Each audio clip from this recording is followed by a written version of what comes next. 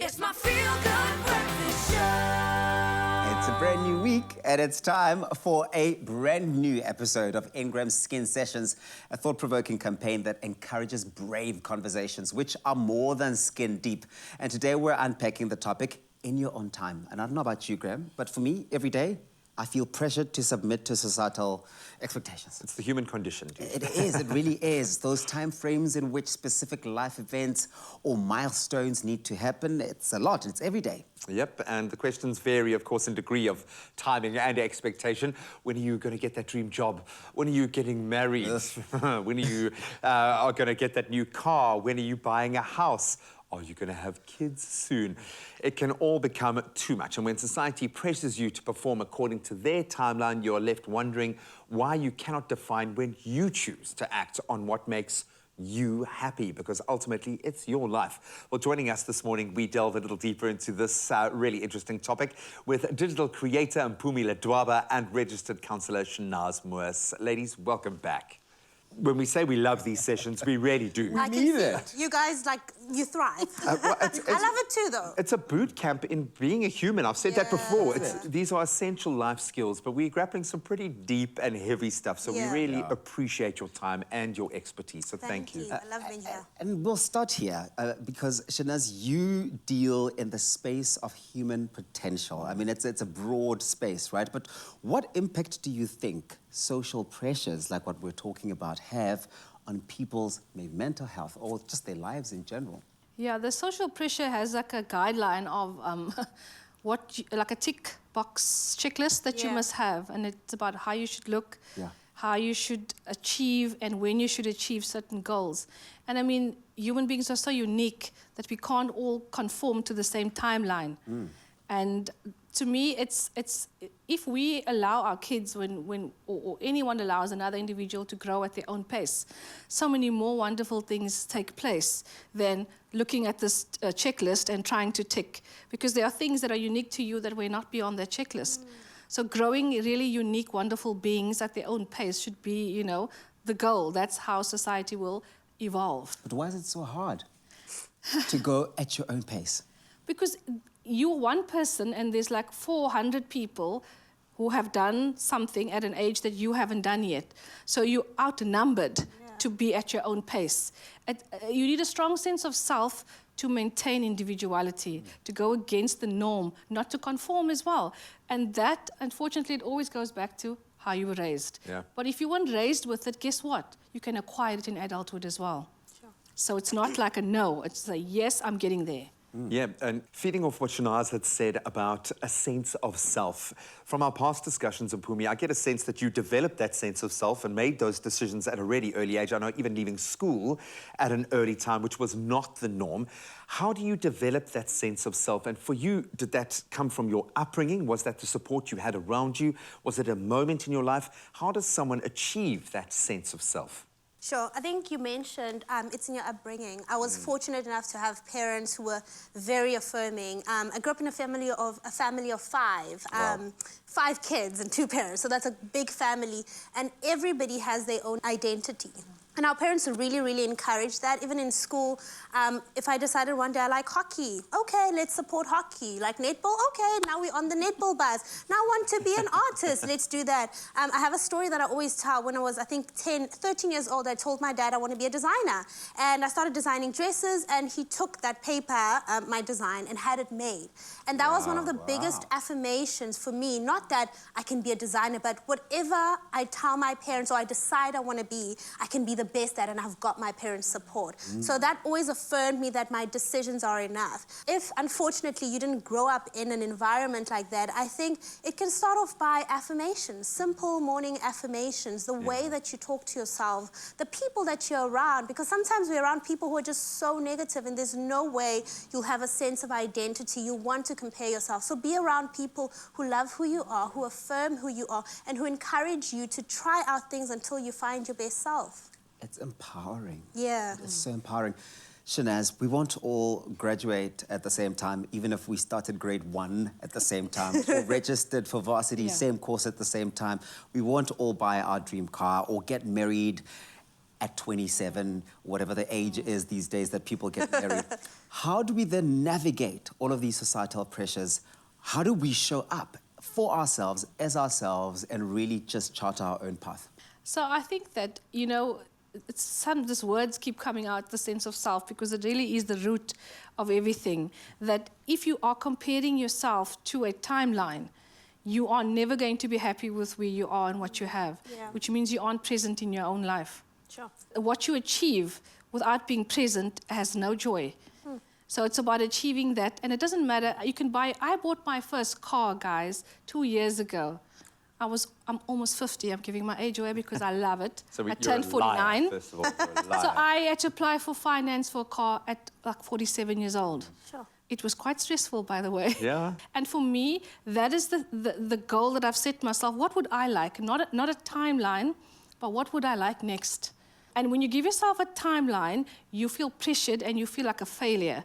When you give yourself, I'd like to achieve this, open-ended, you're more accepting of your failures along the way and the delay that could come. So it's about perspective and mindset. So let's change around the term timeline and use it in a way that is affecting so many people right now in a negative sense. Our timelines within the social media space.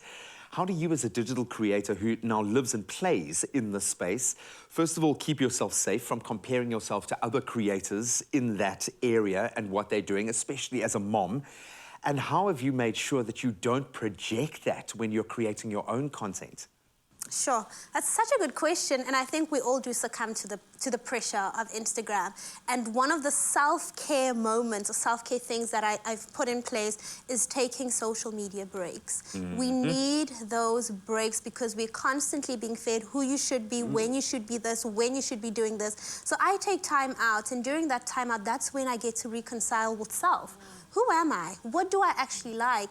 And during those breaks, that's when you realize, oh, that bag I thought I wanted, I don't really like it. I don't really need it. It was pressure. So it's so important to take time out. And then doing a social media cleanse. Clean up your social media. Yeah. Don't follow pages that make you feel Less than. you know. I found myself wanting to comment something that wasn't unkind. Just unfollow the person or mute them. The problem's not them. You're the problem. So then deal with you. Make sure that you don't see things that don't make you feel good about yourself. And I always say this to my followers, my family, that, look, what I put out on social media is 3% of my life. I will never put a video of my child throwing a tantrum.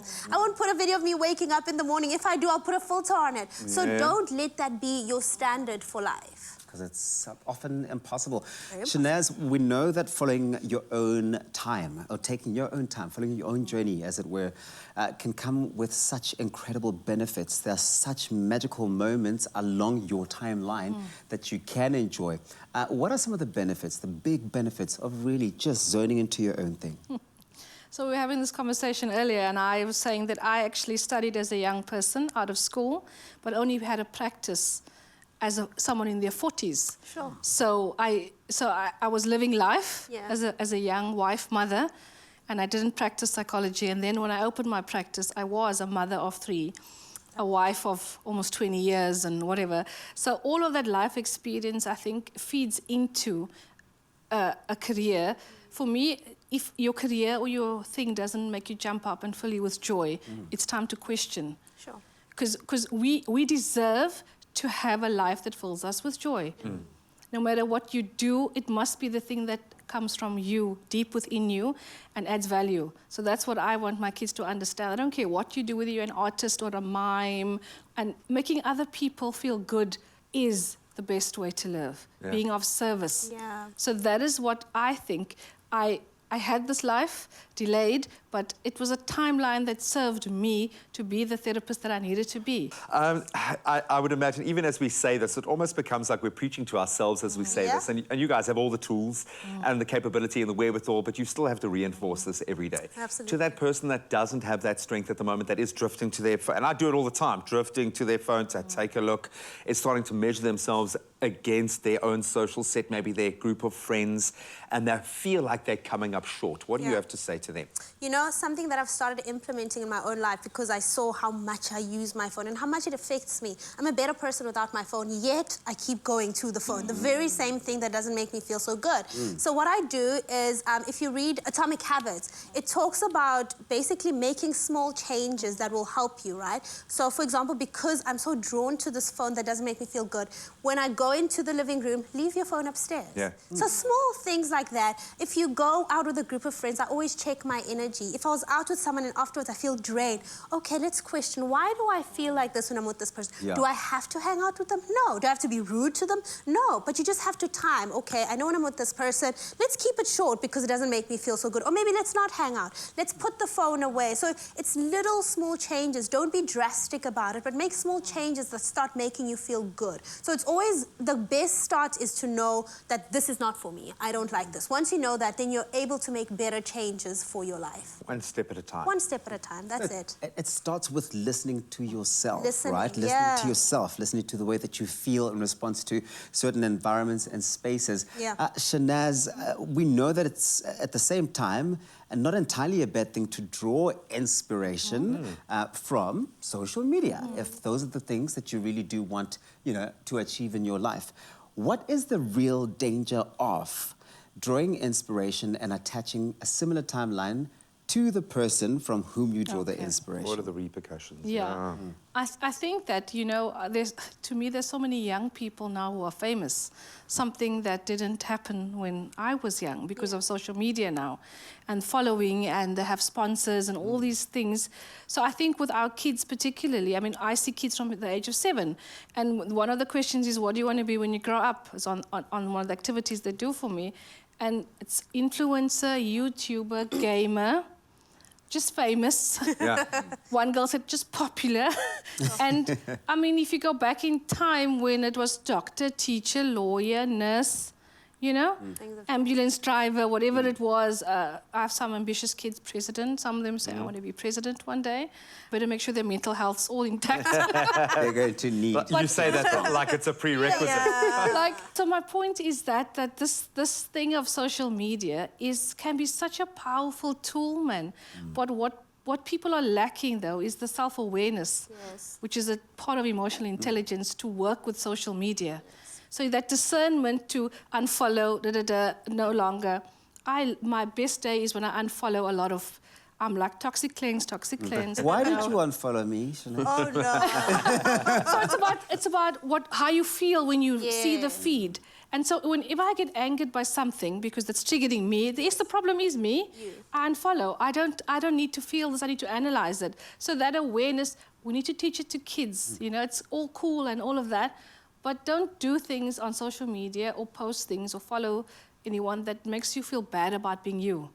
This is beautiful. This is really such good and feel-good type of conversations we want to be having with ourselves and reflecting, because life is ultimately a personal journey that tells the story of you as an individual, and whatever you choose to achieve should be at your own pace and in your own time. Honestly. Completely. And we want you to join the Brave conversation right now and think about this. And if you do, you might just win yourself R1,000 in cash every week with INGRAMS and Expresso. So here's what you need to think about right now. We want you to reply to the competition post on the Expresso Facebook, Twitter or Instagram page by telling us why living life at your own pace is important to you. And of course, don't forget to use that hashtag #YourSkinYourBrave. This week's competition closes Friday the 12th of August at midday. But as always, you can find the terms and conditions on expressoshow.com. Do it in your own time, but don't waste too much time. And all the best of luck. Do you own your skin? Do you wear it bravely, even when others try to dim its glow? Does it represent your strength, your heritage, or does it express your brave and unconditional love? New look INGRAMS. Your skin, your brave.